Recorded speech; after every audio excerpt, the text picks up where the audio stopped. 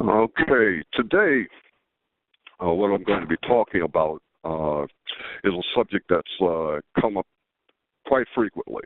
And quite frankly, some ways we as project management professionals have received some criticism insofar as the way we approach our leadership responsibilities insofar as our project management organizations are concerned.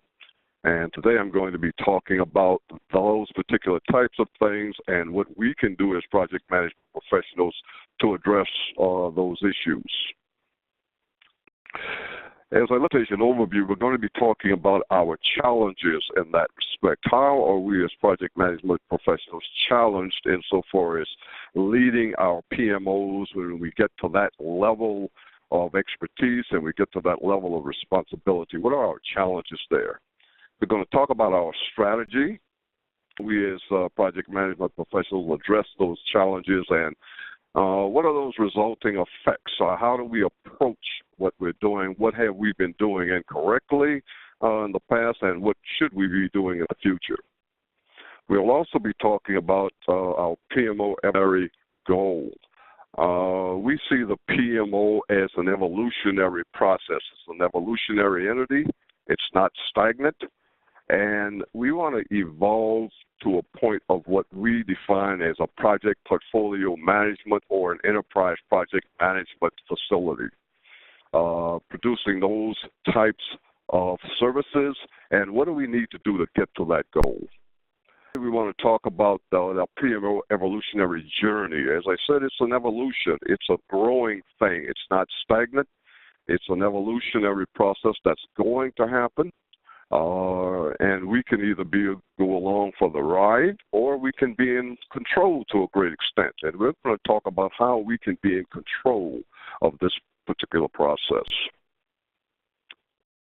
Challenges, let's talk about those challenges. They are increasing in size. Projects are increasing in size both financially and enterprise-wide.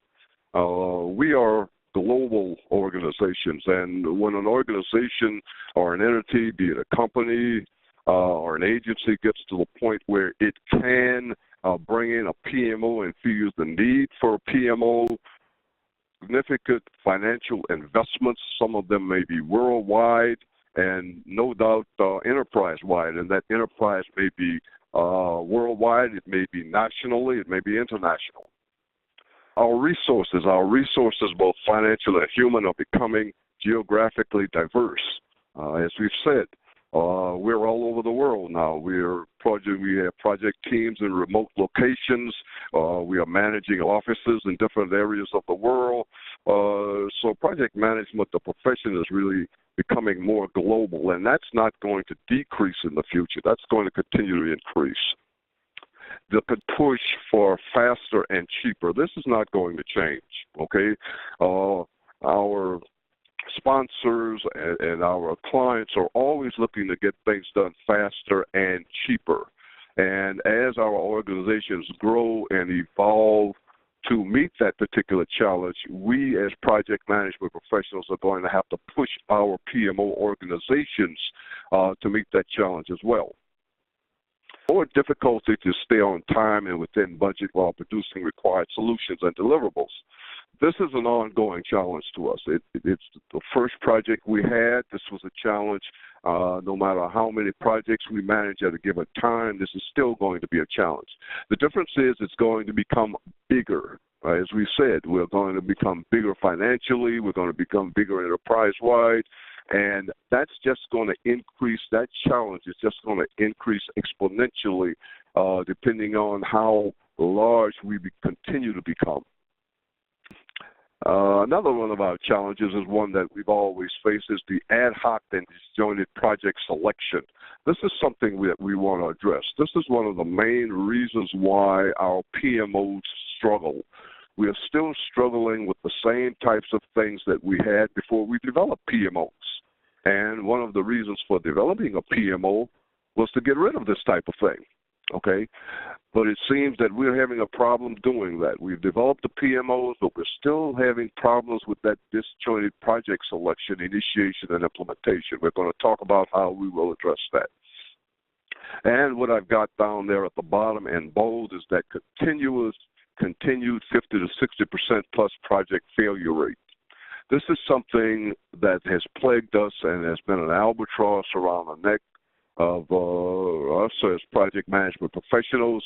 It's difficult to convince organizations that they need a PMO when we are continuing to have failure rates at this particular level. We're going to address some ways that we can address that particular failure rate and also do better by our clients in the process. How do we as PMOs address these challenges and the resulting effects? One thing that we have to do is we have to understand that there is a natural evolution of project management organizations. Project management organizations are going to evolve from project management offices, just project management. They're going to evolve into program management, and from program management into portfolio management. We have to begin to get the mindset that this is going to happen. Now, it's going to happen over a period of time, and in any given organization, we don't know how long that period of time is, but I think we'd say that the organizations that we come into at right now and that we're managing are not going to be the same organizations that we are going to be serving 10 or 20 years from now. Years from now, if that entity, that company is still going to be in business, they're going to have evolved depending on the population, demographics, customer needs and wants. So they're not going to be the same company 10 or 12 years from now. And so we as a project management organization are not going to be the same organization 10 or 12 years from now. It's a natural evolution, and it's going to happen simply because the entities that we serve are going to be evolving. And again, that evolution is driven by the challenges we face. When the demographics change, the customer base change, we go from baby boomers to the X generation. We go from there to millennials. And as the generations progress, their needs are going to change. And these companies have to change also, and we have to evolve with them. Therefore, our PMO organizations must adapt to our ever-changing client demands. This is what drives us as PMOs. If our client demands change, we must change also. And we must be able at any given point in time to provide value to the organization. What about our PMO evolutionary goals? And I'll start off here with the definition of a project portfolio management office is an organizational unit that manages the organization's project portfolio.